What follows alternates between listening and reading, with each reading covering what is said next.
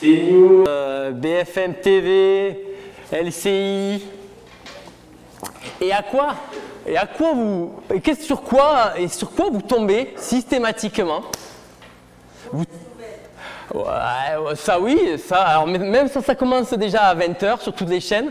Mais en fait, alors c'est vrai des mauvaises nouvelles, mais surtout des débats.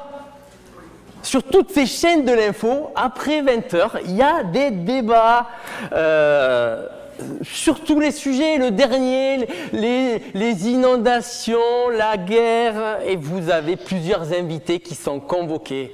Et c'est la polémique, et on discute, et on débat, on questionne, on s'interroge sur les motivations. Je pense que c'est quelque chose que les Français, ils adorent. Voilà. Et les débats qui, je ne vais pas dire qu'ils n'aboutissent à rien, non, les débats qui font quand même, qui ont l'impression d'avancer. Voilà. Les Français, nous, on aime la polémique, on aime les débats, on aime ces questions difficiles, se les poser. On n'aime pas trop se faire rouler dans la farine, on aime réfléchir. Et d'une certaine manière, c'est bon signe. D'ailleurs, je ne sais pas si ce sentiment de débat, parfois, c'est même introduit dans vos familles. Moi, je sais que actuellement, je suis en train de parcourir un travail sur la parentalité avec certaines d'ici. Et puis, parfois, le débat, la confrontation s'immisce même dans nos familles. Et j'aime bien cet auteur qui dit, regardez, cet enfant qui dit qu'il ne veut pas dormir tant qu'il ne dormira pas avec ses parents. Ou il se fâche parce que ses parents ne font pas ce qu'il aimerait qu'ils fassent. On voit parfois même chez nos ados une certaine opposition à ce que l'on dit à notre autorité. Il y a du débat, il y a de la contradiction. Et souvent, il y a des objets, il y a un objet. On n'est pas parfait. Alors, le doute, la contradiction s'immiscent et on se questionne. Alors, la question que j'avais envie, je réfléchissais ce matin, c'est est-ce que Jésus a vécu la polémique? Est-ce qu'il a été sujet à des débats? Puisque lui était parfait. On a pas mal chanté ce matin. Alors je vous invite à découvrir avec moi si Jésus a fait l'objet, lui qui était parfait, de contradictions, de débats, d'opposition et même de doute sur ce qu'il pouvait dire ou faire. Je vous invite à tourner dans vos Bibles. Les Bibles blanches là, que vous avez sur les chaises, là, à la page 975. On continue notre série sur Luc.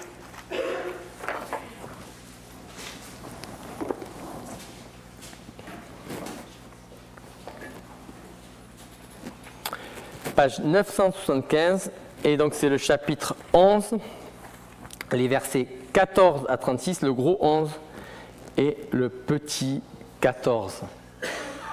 Page 975, tout en haut de la page.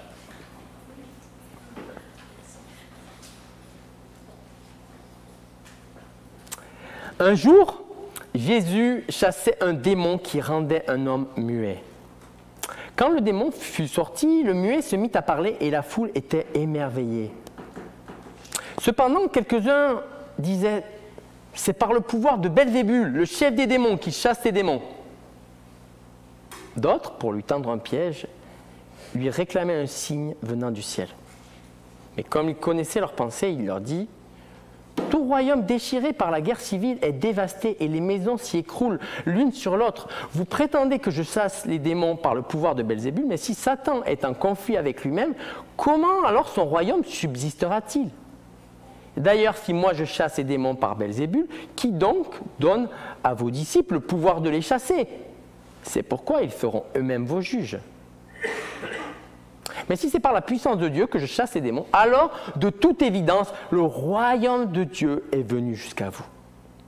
Tant qu'un homme fort et bien armé garde sa maison, ses biens sont en sécurité, mais si un autre plus fort que lui l'attaque et parvient à le maîtriser, il lui enlève toutes les armes sur lesquelles le premier comptait, lui prend tous ses biens et les distribue. Celui qui n'est pas avec moi est contre moi, et celui qui ne se joint pas à moi pour rassembler disperse. Lorsqu'un esprit mauvais est sorti de quelqu'un, il erre çà et là dans les lieux déserts à la recherche d'un lieu de repos, et il n'en trouve pas. Il se dit alors, mieux vaut regagner la demeure que j'ai quittée. Il y retourne donc et la trouve balayée et mise en ordre. Alors, il va chercher 7 autres esprits encore plus méchants que lui et les amène avec lui. Ils entrent dans la demeure et s'y installent. Finalement, la condition de cet homme est pire qu'avant. Pendant qu'il parlait ainsi, du milieu de la foule, une femme s'écria « Heureuse la femme qui t'a mise au monde et qui t'a allaité. » Mais Jésus répondit « Heureux plutôt ceux qui écoutent la parole de Dieu et qui y obéissent. » Comme la foule grossissait autour de lui, il dit « Les gens de notre temps sont mauvais. Ils réclament un signe miraculeux. Un signe? Il ne leur en sera pas accordé d'autre que celui de Jonas. Car de même que Jonas a été un signe pour les habitants de Ninive, de même aussi le Fils de l'homme sera un signe pour les gens de notre temps. Au jour du jugement, la reine du Midi se lèvera et condamnera les gens de notre temps, car elle est venue au bout du monde pour écouter l'enseignement plein de sagesse de Salomon. Or, il y a ici plus que Salomon. Au jour du jugement, les habitants de Ninive se lèveront et condamneront les gens de notre temps, car ils ont changé en réponse à la prédication de Jonas. Or, il y a ici plus que Jonas. Personne n'allume une lampe pour la mettre dans un recoin ou sous une mesure à grain. Non, on la place sur un pied de lampe pour que ceux qui entrent voient la lumière. Tes yeux sont comme une lampe pour ton corps. Si tes yeux sont en bon état, tout ton corps jouit de la lumière. Mais s'ils sont malades, tout ton corps est plongé dans l'obscurité. Fais donc attention à ce que ta lumière ne soit pas obscurcie. Si ton corps tout entier est dans la lumière, sans aucune partie dans l'obscurité, il jouira pleinement de la lumière comme lorsque la lampe t'éclaire de sa clarté. Vous voyez que Jésus a vécu la même chose dans son ministère terrestre. Lui aussi, il a dû faire face à la contradiction et au doute. Il n'a pas été, vous avez vu, il n'a pas été à l'abri. Vous voyez que tout le monde ne l'a pas accueilli comme roi. Et il est important que les lecteurs de Luc le sachent. Alors, c'est quoi les raisons de ce rejet? Et c'est quoi les conséquences? Et d'ailleurs, on le voit dans notre passage. On voit qu'il y a différentes réactions face à Jésus. Regardez, les versets 14, c'est l'admiration des foules. Il y a des foules qui étaient admiratives devant ce qu'il faisait, émerveillées, selon notre traduction.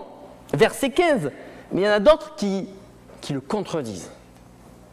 Et d'autres qui, verset 16, qui doutent. Jésus aujourd'hui suscite des réactions similaires. Et nous essaierons de comprendre comment Jésus répond à chacune. Comment il répond à la contradiction? Ça sera notre première partie, les versets 17 à 26. Et comment il répond au doute? Ça sera la seconde partie, versets 27 à 35. Alors comment Jésus fait face à la contradiction? Regardez, d'abord on va essayer de poser la question de c'était quoi l'objet de la polémique? Verset 15.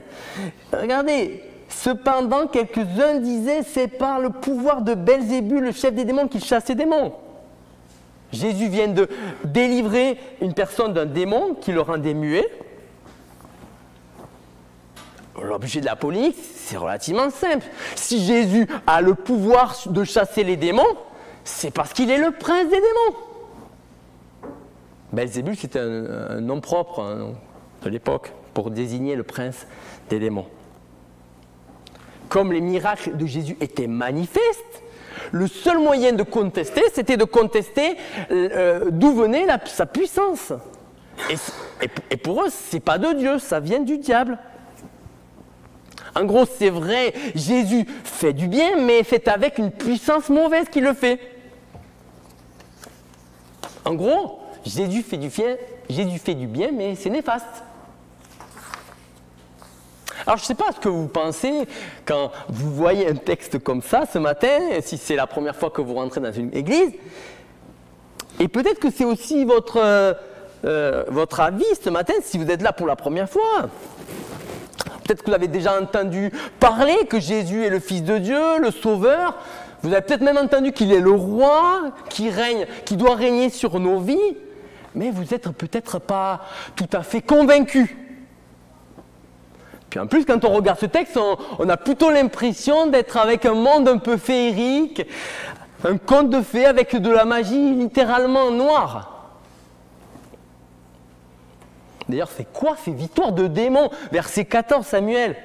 Tu sais très bien que pour moi, ça n'existe pas, on n'y croit pas. Il doit y avoir une explication scientifique à tout ça.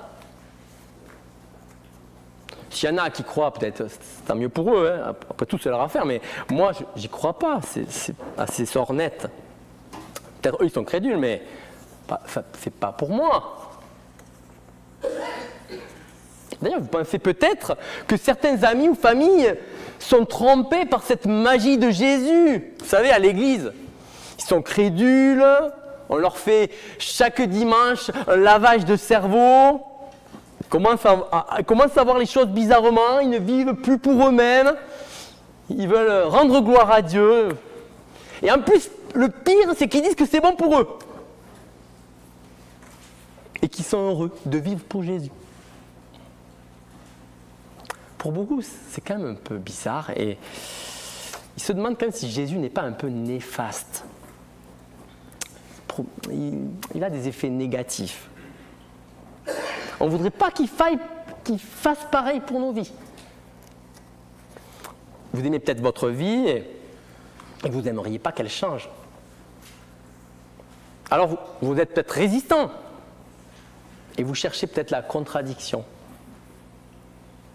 Vous démentez peut-être cette histoire de bonne nouvelle de Jésus. Jésus est peut-être pour vous nuisible, dangereux. Alors je ne sais pas si c'est votre sentiment, mais regardez ce que Jésus répond. Versets 17 et 18. Mais comme il connaissait leurs pensées, il leur dit « Tout royaume déchiré par la guerre civile est dévasté et les maisons s'y écroulent l'une sur l'autre. Vous prétendez que je chasse les démons par le pouvoir de Belzébul, mais si Satan est en conflit avec lui-même, comment alors son royaume subsistera-t-il » Vous avez tort, leur dit Jésus. Le mal ne peut pas faire partir le mal. L'homme muet qui se met à parler, c'est pas par la force du mal qu'il est libéré.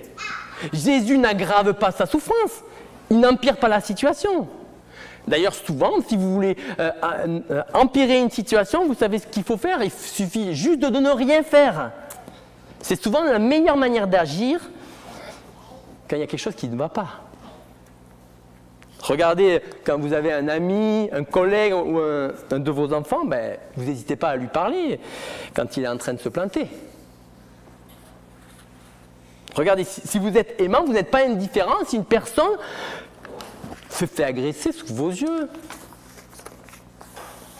Voilà, vous ne détournez pas la tête, vous êtes prêt à prendre des risques. Et c'est évident avec Jésus. Ça fait des mois et des mois, si vous étiez avec nous, qu'on parcourt cet évangile et on voit que Jésus fait toujours de bonnes choses. Il guérit les multitudes, il pourvoit son peuple, il nourrit la foule, il a calmé la tempête, ressuscité des morts parfois. Il a prêché une bonne nouvelle. Comment vivre dans ce royaume? Mais pas de quelle manière, avec beaucoup d'amour, le pardon qui t'est offert. Le CV de Jésus, c'est tout sauf un gars méchant. Une personne mauvaise. Non, il veut le bien et il le veut, mes amis, fondamentalement. Et d'ailleurs, il appelle des témoins pour confirmer ce qu'il dit. Regardez, verset 19. D'ailleurs, si moi je chasse les démons par Belzébul, qui donc donne à vos disciples le pouvoir de les chasser? C'est pourquoi ils feront eux-mêmes vos juges. Si vous jugez que je fais le mal, pourquoi vous n'adoptez pas le même principe pour les autres qui chassent des démons, vos collègues juifs? C'est la logique classique.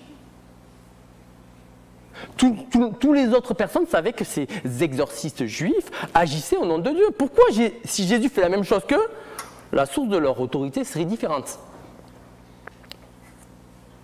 Vous avez qu'à leur rappeler pour leur demander. Et on voit bien qu'il y a un raisonnement illogique. si certains d'entre vous considèrent que Jésus est une personne dangereuse, quand il fait quelque chose de bien, on est obligé de dire que les autres qui font le bien sont aussi dangereux. Mais est-ce qu'on pense vraiment comme ça? Honnêtement. Je ne sais pas vous, mais on est toujours content de voir que nos amis ont fait des progrès dans leur connaissance d'eux-mêmes. On est content, même si c'est grâce à la méditation ou qu'ils ont fait appel à un coach personnel. On est ravis quand nos amis sont plus épanouis dans leur travail, dans leur famille, dans leurs loisirs ou le simple fait d'être dans la nature. Si ça leur fait du bien, donc c'est bien, nous sommes heureux pour eux. Pourquoi ça serait différent avec Jésus? Si nos amis disent qu'ils sont joyeux avec Jésus, qui sommes-nous pour les contredire? Si on le fait, on est un peu incohérent, illogique. Soit on dit que tout ce qui fait du bien est mauvais, soit il faut admettre que Jésus fait du bien aussi. Mais après son témoignage, et ce témoignage qu'il convoque, il nous donne une preuve, verset 20. Mais si c'est par la puissance de Dieu que je chasse les démons, alors de toute évidence, le royaume de Dieu est venu jusqu'à vous. Et là, il donne une preuve en forme d'empreinte. Vous savez l'importance des empreintes digitales dans un procès. Alors, ce n'est pas tout à fait une empreinte littérale, mais imagée, figurée. Dieu seul a le pouvoir de chasser les démons. Il peut permettre à un muet de parler. Si Jésus est puissant pour l'aider, ça veut dire que sa puissance vient de Dieu. C'est son empreinte. Il a la puissance qui vient de Dieu. Et regardez la description de cette puissance, versets 21 et 22. Tant qu'un homme fort et bien armé garde sa maison, ses biens sont en sécurité, mais si un autre plus fort que lui l'attaque et parvient à le maîtriser, il lui enlève toutes les armes sur lesquelles le premier comptait. Il lui prend tous ses biens et les distribue. Vous savez qui c'est cet homme fort? Cet homme fort, c'est Satan, c'est le chef des forces mauvaises. C'est lui qui afflige les êtres humains dans ce monde. La raison pour laquelle Jésus peut chasser le mal et les démons, c'est parce qu'il est encore plus fort que lui. On ne chasse pas un homme fort si on est un gars faible, non, il faut un gars encore plus fort. Le fait que Jésus a le pouvoir sur le mal et qu'il manifeste cette puissance, c'est la preuve qu'il n'est justement pas le prince des démons, mais bien au contraire qu'il est plus puissant. C'est la démonstration que ça vient de Dieu lui-même. Oui, Jésus veut anéantir les contradictions de ses contradicteurs, mais pas de n'importe quelle manière. Vous voyez, il le fait par sa bonté. Jésus ne veut pas conquérir les territoires pour obtenir des disciples. Souvent, mes amis clients me disent, mais t'as vu toutes ces guerres de religion? S'il y avait moins de religion, il y aurait moins de guerres, il y aurait moins de galères.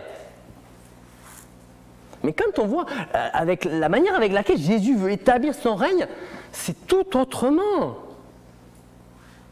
Jésus veut conquérir des cœurs seulement en faisant du bien, en manifestant au monde que son royaume est arrivé, nous dit le texte.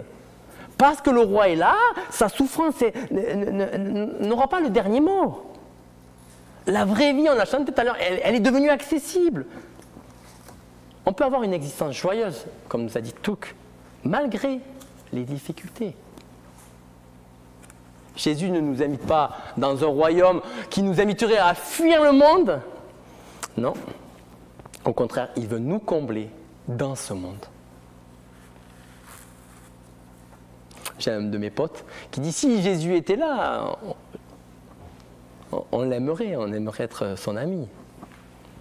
C'est vrai que peut-être que parfois il ne nous dirait pas toujours ce qu'on a envie d'entendre, mais bon, ça c'est un autre point. C'est vrai aussi qu'il détruirait nos contradictions. Et ça, c'est un peu pénible. Enfin, peut-être que pour moi. Mais il ne le ferait pas de n'importe quelle manière. Il veut donner accès à son royaume. En donnant, d'ailleurs, comment il l'a fait? En donnant sa vie. Il n'a pas cherché son propre bien, il a cherché notre bien. Et il l'a fait pour que nous puissions entrer avec lui dans son royaume. Alors, on n'est peut-être pas encore totalement prêt pour faire partie de son royaume, mais je ne sais pas si vous n'êtes peut-être pas totalement contre. Peut-être que si ça fait du bien à vos amis, alors peut-être que c'est bien quand même. Est-ce que vous êtes obligé de prendre une décision? Est-ce que Jésus, ce n'est pas une proposition, au fond, parmi tant d'autres? Faut-il vraiment se positionner? Regardez ce que dit Jésus, verset 23. Celui qui n'est pas avec moi est contre moi, et celui qui ne se joint pas à moi pour rassembler disperse. Certes, Jésus veut notre bien, mais il nous invite à prendre position. Soit on est pour lui, soit on est contre lui. Il n'y a pas un terrain d'attente, vous savez, une salle d'attente là. Soit on est avec lui, soit on est rassemblé avec lui, soit on est dispersé. Soit on essaie d'échapper à cette prise de décision et alors auquel cas on décide d'être contre lui. Et les conséquences, mes amis, elles sont graves. Jésus veut notre bien, ça tout le monde est à peu près d'accord. Mais Jésus va plus loin, il est le seul bien. Soit on le suit, soit on travaille pour un autre que lui. C'est radical, hein? C'est peut-être pas ce qu'on avait envie d'entendre, mais c'est Jésus. D'ailleurs, regardez la suite, versets 24 à 26. Lorsqu'un esprit mauvais est sorti de quelqu'un, il erre ça et là dans les lieux déserts à la recherche d'un lieu de repos. Il n'en trouve pas, il se dit alors mieux vaut regagner la demeure que j'ai quittée. Il y retourne donc et la trouve balayée et mise en ordre. Alors il va chercher 7 autres esprits encore plus méchants que lui et les amène avec lui. Ils entrent dans la demeure et s'y installent. Finalement, la condition de cet homme est pire qu'avant. Je ne sais pas si vous ne trouvez pas cette histoire un peu bizarre là. Pourtant, elle est intimement connectée avec ce qui vient d'être dit juste avant. La personne qui vient d'être libérée de la possession démoniaque, elle profite de Jésus, mais pas totalement. Elle préfère mener sa petite vie, elle fait ses choix, parfois sans tenir compte de ce que Jésus pense. Elle le sait très bien au fond d'elle, mais certes, sa vie s'est un peu améliorée, mais pas vraiment totalement. Comme elle n'y va pas à fond, son bien-être n'est que temporaire. La puissance bienfaisante, l'état final de cette personne est pire, nous dit Jésus. Voyez le drame. Tous ceux qui meurent sans Christ, qui n'ont pas un bon et puissant sauveur pour les protéger du mal, le mal vient sans empêchement et c'est terrible de mourir avec ces conséquences-là. Mais Jésus nous attend toujours.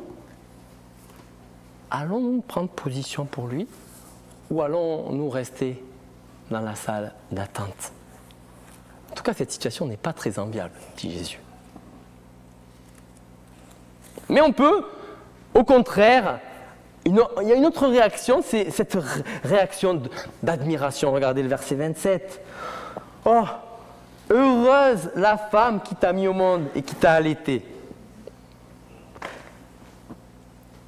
Il ne suffit pas d'admirer Jésus ou être dans la famille biologique qui vit des bénédictions temporaires. Si nous voulons être heureux dans la durée, nous dit Jésus, il n'y a qu'une seule solution. Il n'y a qu'une seule solution. Écoutez sa parole et la garder. Marie, la mère de Jésus, celle qu'on a vue la fois dernière, est heureuse parce qu'elle était à l'écoute de la parole de Jésus. C'est pour ça qu'elle est heureuse. Voilà comment Jésus répond aux contradicteurs. Et maintenant, on va voir comment il fait face aux doutes. Regardez au verset 16. D'autres, pour lui tendre un piège, lui réclamaient un signe venant du ciel. Je ne sais pas si ça vous est déjà arrivé. Si parmi vos amis, il y en a quelques-uns qui vous ont dit « Ah, mais moi, tu sais, moi, je suis cartésien. Je crois que ce que je vois. » Et je n'ai pas tout à fait assez de preuves pour croire en Dieu. Mais par contre, je me mettrais à croire en Jésus, c'est sûr, hein, comme le Fils de Dieu, la totale. S'il guérissait ma grand-mère du cancer, s'il enlevait telle maladie, qu'il me donne ce que je veux, il faudrait qu'il fasse quelque chose d'inexplicable. Alors, on pourrait le reconnaître, oui vraiment, qu'il est le seul Dieu. Je ne sais pas si même en tant que chrétien de longue date, ça peut arriver aussi à nous d'avoir des doutes. Hein. Surtout quand on ne trouve pas le boulot qu'on voulait avoir après qu'on a fait nos études, ou quand on ne trouve pas forcément le conjoint pour nous. Surtout que on sait très bien qu'on doit chercher un conjoint qui partage notre même passion pour le Christ et qu'on ne le trouve pas. On peut avoir des doutes aussi quand de l'aide du Seigneur quand on a du mal à élever nos enfants ou quand on n'arrive pas à être délivré d'une addiction que l'on subit depuis plusieurs années. Alors, est-ce qu'on va douter de Jésus s'il ne répond pas immédiatement à nos besoins? Une chose est sûre, Jésus répond, mais regardez comment. Verset 29, à 32. Comme la foule grossissait autour de lui, il dit, « Les gens de notre temps sont mauvais. Ils réclament un signe miraculeux, un signe. Il ne leur en sera pas accordé d'autre que celui de Jonas. Car de même que Jonas a été un signe pour les habitants de Ninive, de même aussi le Fils de l'homme sera un signe pour les gens de notre temps. Au jour du jugement, la reine du Midi se lèvera et condamnera les gens de notre temps, car elle est venue au bout du monde pour écouter l'enseignement plein de sagesse de Salomon. Or, il y a ici plus que Salomon. Au jour du jugement, les habitants de Ninive se lèveront et condamneront les gens de notre temps, car ils ont changé en réponse à la prédication de Jonas. Or, il y a ici plus que Jonas. » Comment Jésus répond face aux sceptiques? En leur affirmant qu'ils sont mauvais. Vous me direz quand même, Jésus, t'abuses. T'abuses pas un peu, non? Il ne vous sera donné aucun autre signe que celui de Jonas. Alors, je ne sais pas si vous connaissez l'histoire. Si vous ne connaissez pas, c'est quelques chapitres. Hein, vous pourrez les lire cet après-midi si vous avez un quart d'heure. C'est à la page 863. Mais je vous raconte en deux. C'est un prophète de Dieu qui voulait tout sauf écouter Dieu. Alors, au lieu d'aller à un endroit, il est juste parti de l'autre côté.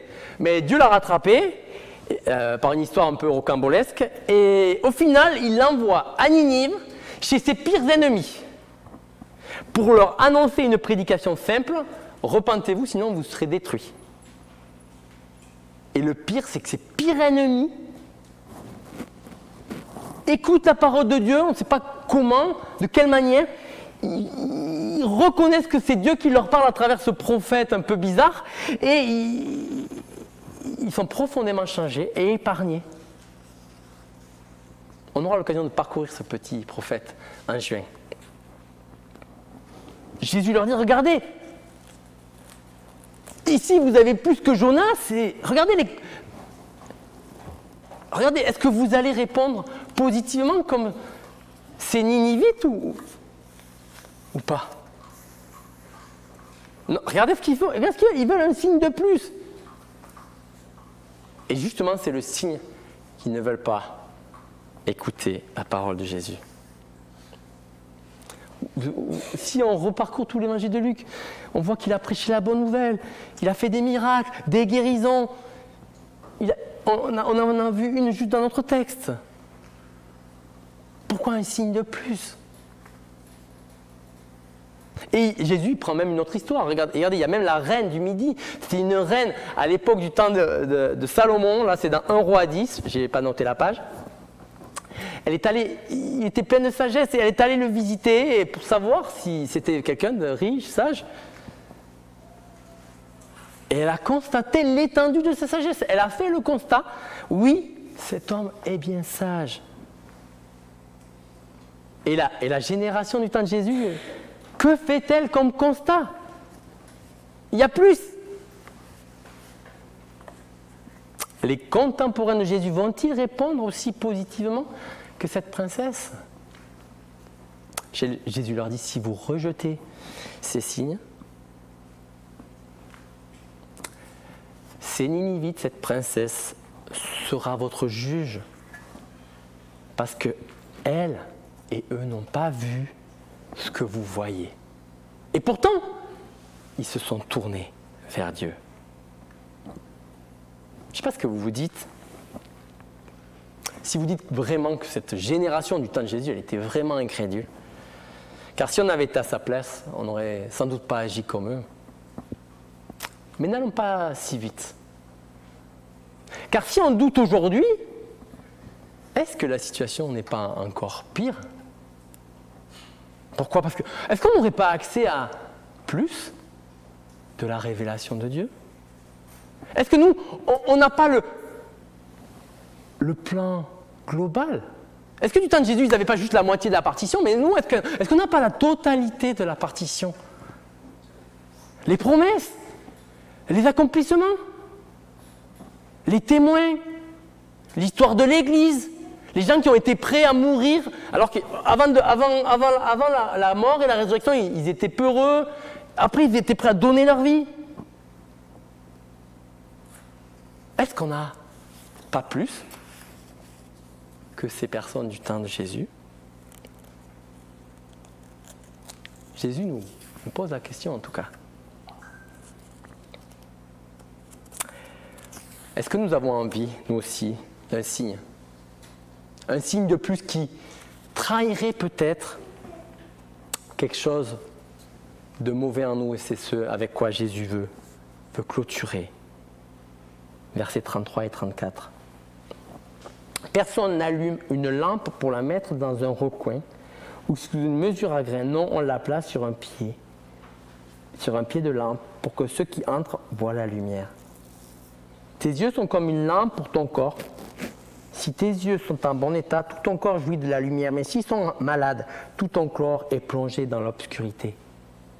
Fais donc attention à ce que ta lumière ne soit pas obscurcie. Si ton corps tout entier est dans la lumière, sans aucune partie dans l'obscurité, il jouira pleinement de la lumière, comme lorsque la lampe t'éclaire de sa clarté. À l'époque de Jésus, les gens pensaient que ce n'étaient pas les yeux qui recevaient la lumière, mais il y avait une sorte de lumière intérieure qui partait à travers les yeux, qui influençait la vue. Mais on comprend assez facilement cette parabole. Si on est bien disposé, si notre être intérieur est lumière, si on est ouvert à ce que Dieu veut faire, on va voir ses miracles. On va comprendre que cela vient de Dieu. On va vouloir admirer Jésus, sa puissance et comment il utilise la manière avec laquelle cette puissance est faite pour le bien. En revanche, si on n'est pas bien disposé, si notre intérieur est dans les ténèbres, si on n'est pas satisfait de la manière avec laquelle Dieu se révèle, ou si on veut dicter les choses, si on veut que Dieu nous serve, qu'il nous fasse encore quelque chose selon notre volonté, si on veut contrôler Dieu, le manipuler, on ne va pas pouvoir le voir comme il faut. On ne va pas pouvoir comprendre Jésus, comment il est, qui il est. Pourquoi? Parce qu'on veut que Dieu nous écoute. Et si on reste comme ça, on ne sera jamais heureux, jamais satisfait. On ne pourra même pas écouter sa parole, on ne pourra pas la garder. Si on doute, si on veut un signe, le problème n'est pas du côté de chez Jésus, ni chez Dieu, mais Dieu nous a révélé tout ce qu'on a besoin. Le problème est chez nous, mes amis. Et on a besoin de veiller, verset 35, sur notre réception de cette révélation. On a besoin d'apprendre à être dans la lumière, à être dans l'humilité. Si on est déjà chrétien et qu'on a des doutes qui traînent, on a besoin de la même chose. On a besoin de se rappeler qu'on n'est pas Dieu. Dieu sait ce qui est mieux pour nous. Alors si nous, on ne le sait pas à l'instant, mais faisons-lui confiance. Il veut changer nos vies, mais il le fait comme il veut. Ah oui, c'est pas toujours agréable de ne pas faire toujours tout ce qu'on veut, mais Jésus veut notre bien. On ne doit pas le douter, on ne doit pas en douter. La visite de Jésus, de ces contradicteurs, de ceux qui doutent, arrive à sa fin. Face à ces contradicteurs, vous avez vu, il nous a montré beaucoup de bonté. Il est gracieux, Jésus. Il est bon. Il est bienveillant. Il veut le bien. Et vous voyez, face aux sceptiques, son identité et sa mission est claire. Il veut quand même détruire cette contradiction et ses doutes.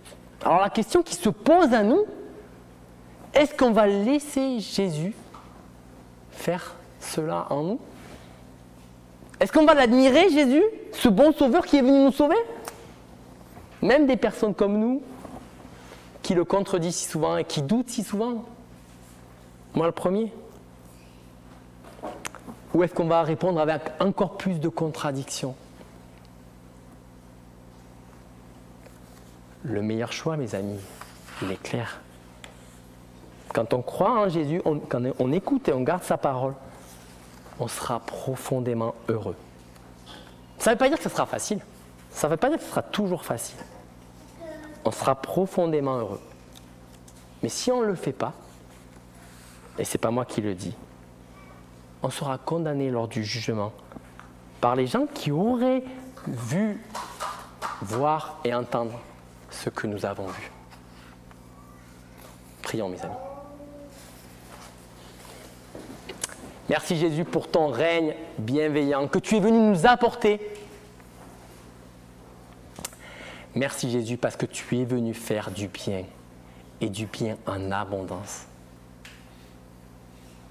Merci parce que tu as répondu à ceux qui doutaient, tu as répondu à ceux qui te contredisaient, signe que tu désirais les gagner. Et je te loue Seigneur parce que tu es ce Dieu qui, même face à ceux qui sont un peu de mauvaise foi, tu manifestes ta compassion et ton amour. J'ai tellement besoin d'apprendre de toi, de la manière avec laquelle tu agissais, de la manière avec laquelle tu aimais. Oui, transforme en profondeur notre regard et que nous puissions nous nourrir de ta vie pour vivre et pour être profondément et joyeusement attachés à ce royaume qui nous donne un plein pardon, une vie nouvelle et une espérance. Oui, merci Jésus. Amen.